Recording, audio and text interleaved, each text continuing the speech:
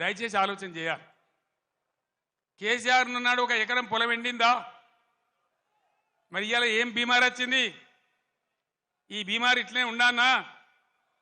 మళ్ళా తెలంగాణ ఆత్మహత్యలు రావన్నా? మేము ఏం చేసినా ఒక పథకం ప్రకారం చేసినాం, ఒక సిస్టమ్ ప్రకారం చేసినాం. తెలంగాణలో వ్యవసాయ స్థిరీకరణ జరగాలని వ్యవసాయ పాలసీ పెట్టుకున్నాం. నాకు ఎవరు దరఖాస్తు చేయలే, దండం పెట్టలే, ఎవరు ధర్నా చేయలే. రైతు బంధు తెచ్చినాం. దేశంలో ఏ రైతు నాయకుడు తేలే. చరణ్ సింగ్, దేవిలాలు, మహారాష్ట్రలో వసంత్ దాదా పాటిల్, చాలామంది రైతు బిడ్డలు ముఖ్యమంత్రులు అయినారు. కానీ వాళ్ళు ఎవరు పెట్టలే. ఇండియాలోనే మొట్టమొదటిసారిగా రైతు బంధు అనే పథకం పేరు పెట్టి స్టార్ట్ చేసిందే కేసీఆర్ ప్రభుత్వం కాదా? మీరు ఆలోచించాలని నేను కోరుతా ఉన్నా.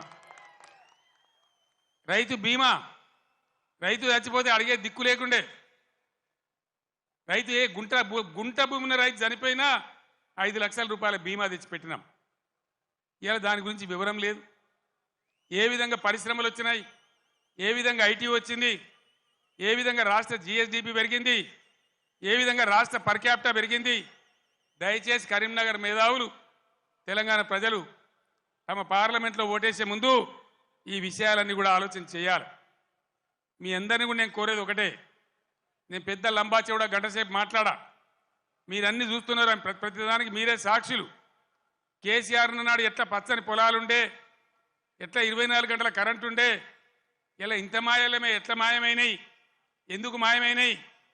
ఈ అసమర్థ కాంగ్రెస్ పాలకులు బోగస్ మాటలు చెప్పిండ్రు. రైతులకు బోనస్ ఇస్తామన్నారు. మొన్న వానకాలం పంట బోనస్ ఇచ్చిండ్రా? ఇప్పుడు యాసంగి గురించి ఇస్తామని చెప్తున్నారా? అంటే బోనస్ బోగస్ అయిపోయింది. ఈ విధంగా అనేక విషయాలలో పదవికి ఇప్పుడే వచ్చినాం కదా, ఇప్పుడే అబద్ధం ఎట్లా ఆడితే ఎట్లా అనే ఇది కూడా లేకుండా అడ్డగోలుగా మాట్లాడుకుంటూ, నానా బూతులు మాట్లాడుకుంటూ, ఒకటే రకంగా కేసీఆర్ మీద ఏడ్చుకుంటూ వాళ్ళు పనిచేస్తూ ఉన్నారు. మీరు చూస్తూ ఉన్నారు. కాళేశ్వరం ప్రాజెక్ట్, దానిలో మేడిగడ్డ బ్యారేజు 100 కాంపోనెంట్లలో అదొక చిన్న కాంపోనెంట్. దాంట్లో కొంచెం ఇసుక జారి 2 పిల్లర్లు కుంగినాయి.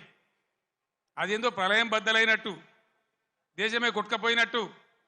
నేను 2-3 రోజుల తర్వాత టీవీలో కూర్చుంటున్నా, ప్రతి ఇంటికి చేరుకొని చెప్తా కాళేశ్వరం సంగతి ఏందో, ఎందుకు కట్టినామో. కాళేశ్వరం పుణ్యమే కదా, ఎంత బ్రహ్మాండంగా ఈ జిల్లాలో నీళ్ళు వచ్చినాయి. ఏ విధంగా మిడ్ మానేరు ఎల్ఎండి నిండి ఉంటుండే, ఏ విధంగా చెరువులు చెక్ డ్యాములు మత్తళ్ళు దుంకుతుండే. చాలా దుఃఖం కలుగుతూ ఉంది మనసుకు. నా కండ్ల ముందే ఇంత తొందరలోనే ఈ కరెంటు మాయం కావడం, రైతులు కళ్ళలో నీళ్లు పెట్టుకోవడం, సోషల్ మీడియాలో చూస్తూ ఉంటే అనేక చోట్ల రైతులు పొలాలు కాలబెడతా ఉన్నారు, గొర్రెలను మేపుతా ఉన్నారు, గొడ్లను మేపుతా ఉన్నారు. వాళ్ళు అట్లా నాశనం అవుతుంటే కూడా నేను పేగులు మెడలేసుకుంటా, పండవేటి తొక్త డైలాగులే తప్ప, రైతు సోదరులారా భయపడకండి. ఒకనాడు ఇదే ఎస్ఆర్ఎస్పీకి నీళ్ళు తక్కువ పడితే సింగూరు డ్యాంలో ఉంటే అక్కడి నుంచి తెచ్చి వరంగల్ దాకా ఇచ్చి కూడా పంటలు కాపాడిన సిఆర్ గారు నా పక్కనే ఉన్నారు. ప్రభుత్వం అంటే అట్లా ఉండాలి, దమ్ము ఉండాలి, ధైర్యం ఉండాలి, రైతాంగాన్ని కాపాడాలనే ప్రేమ ఉండాలి. ఆ ప్రేమ ఉంటే, ఆ సోయి ఉంటే ఇవాళ ఈ పరిస్థితి రాకపోవు. ఎంతసేపు కేసీఆర్ని మన బదనాం చేయొచ్చా, మేడిగడ్డ ఈ గడ్డ చెప్పి మన మన మన పనులలో ఒక పన్ను వదలవుతుంది. 32 పనులు రాలగొట్టుకుంటామా? మొత్తమే ఊడగొడతామా? ఏ పన్ను అయితే ఊగుతుందో ఆ పన్ను బాగు చేసుకుంటాం, కానీ మొత్తం పనులు అయితే రాలగొట్టుకోం కదా. ఒక 2 పిల్లర్లు, మొత్తం 300 పిల్లర్లు ఉంటాయి కాళేశ్వరంలో. అలా కలిసే నదుల మీద, ఉపనదుల మీద, మెయిన్ గోదావరి మీద 300 పైచిలకు పిల్లర్లు ఉండేటువంటి కాళేశ్వరం ప్రాజెక్టులో 2 పిల్లర్లు కుంగిపోయినాయని, అది భారతదేశమే మునిగిపోతున్నంత బొబ్బ చేసి కేసీఆర్ మీద బదనాం పెట్టాలనే పద్ధతిలో ఇలా చిల్లర రాజకీయం చేస్తూ ఉన్నారు తప్ప, మరి రైతుల మంచినీళ్ళు ఇలా మార్చి 10-12కే ఇట్లా ఉంటే రేపు ఏప్రిల్ మే నెలలో ఏం కావాలి మన గతి? ఏం కాబోతా ఉన్నది? ఏం జరగబోతా ఉంది? అందుకే ఇవాళ మళ్ళీ మీరు తప్పిపోయి, దయచేసి నాయకులు, కార్యకర్తలు మీరందరూ కూడా వినోద్ గారు కోరినట్టు గ్రామాలలో చర్చ పెట్టాలి. ప్రతి బీఆర్ఎస్ కార్యకర్తకు, నాయకులు నేను విజ్ఞప్తి చేస్తా ఉన్నా, ఏ విషయం చూసినా కూడా వీళ్ళ వైఖరి సరి అయిన పద్ధతిలో లేదు. ఇప్పుడు వచ్చిన ప్రభుత్వం ఒక అంకుశంలాగా బీఆర్ఎస్ ఉండాలి. బీఆర్ఎస్ బలం తెలంగాణ బలం. ఎందుకంటే బీఆర్ఎస్ తెలంగాణ దళం, తెలంగాణ గలం. శాసనసభలో కానీ పార్లమెంట్లో కానీ అన్ని విధాల ఇటు రాష్ట్రాన్ని కేంద్రాన్ని ఒప్పించి మెడలు వంచి బ్రహ్మాండంగా పని జరిగాయనంటే బీఆర్ఎస్ ఉండాలి. నేను మా ఎమ్మెల్యేలు వస్తే నేను చెప్పిన వాళ్ళు గెలిచిండ్రా 3 నెలల దాకా వాళ్ళని పనిచేయనండి, 4 నెలల దాకా వాళ్ళ వ్యవహారం ఏదో చూద్దాం, మన మీద వాళ్ళకి అధికారం వచ్చిందని ఈర్ష్యపడ్డట్టు అక్కస్తో ఉండొద్దు, మనం వదిలిపెడదాం వాళ్ళను, 4 నెలల తర్వాత కార్యాచరణ మొదలు పెడదామని అన్నాం. ఒక్కటంటే ఒక్క మాట మీద ఖాయం ఉండద్దా? ఉరుకుర్రి 2 లక్షల రుణం తెచ్చుకోండి, 9 తారీఖు నాడు నేను మాఫీ, డిసెంబర్ 9 నాడు. అందుకే ఈరోజు బీఆర్ఎస్ ఎమ్మెల్యేలు ప్రశ్నిస్తూ ఉన్నారు, బీఆర్ఎస్ నాయకులు ప్రశ్నిస్తూ ఉన్నారు. మీ అందరు నేను కోరేది ఒకటే, తెలంగాణ బలంగా ఉండాలంటే బీఆర్ఎస్ బలంగా ఉండాలి, ప్రశ్నించేవాడు ఉండాలి.